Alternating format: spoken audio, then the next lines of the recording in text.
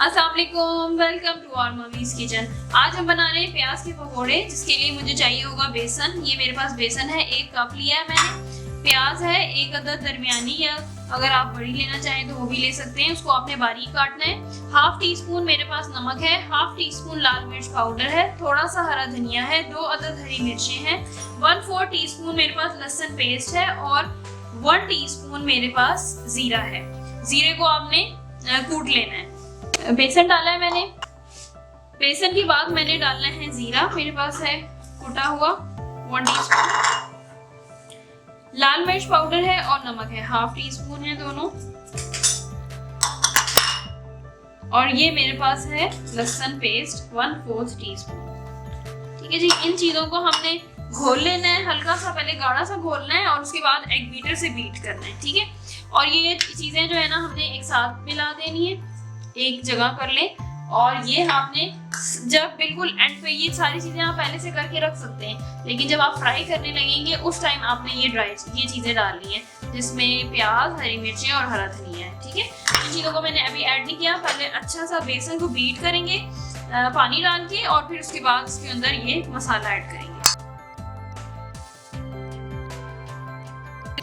बेसन को मैंने घोल लिया, पानी ऐड करना है और एकदम से बहुत ज्यादा नहीं डालना आपने।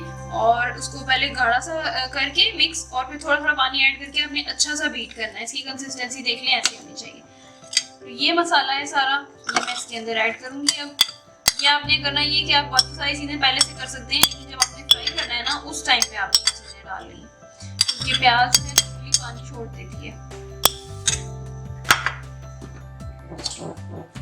बस अब हम इसको मिक्स कर लेंगे और फिर हम इनको फ्राई करेंगे। तो ऑयल को आपने गर्म कर लेना है, और जब ऑयल गर्म हो जाए तो उसको फिर नॉर्मल कर लेना है। ठीक है, और बस अब हम पकोड़े फ्राई कर लेंगे।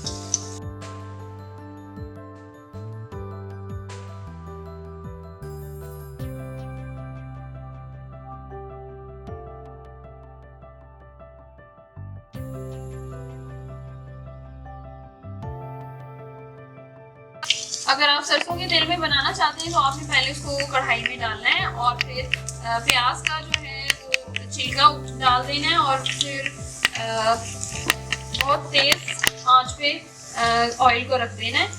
और जब छिलका प्याज का जल जाएगा तो आपने उसको निकाल देना है, और आपका ऑयल सरसों का तेल रेडी हो जाएगा फ्राई के लिए।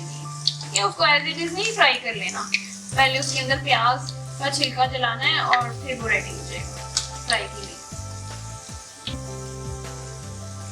प्याज के पकोड़े सबके घरों में बनाए जाते हैं, तो आप हमारी रेसिपी को भी जरूर ट्राई कीजिएगा, यकीनन आपको पसंद आएगी। Thank you so much for watching. Allah Hafiz.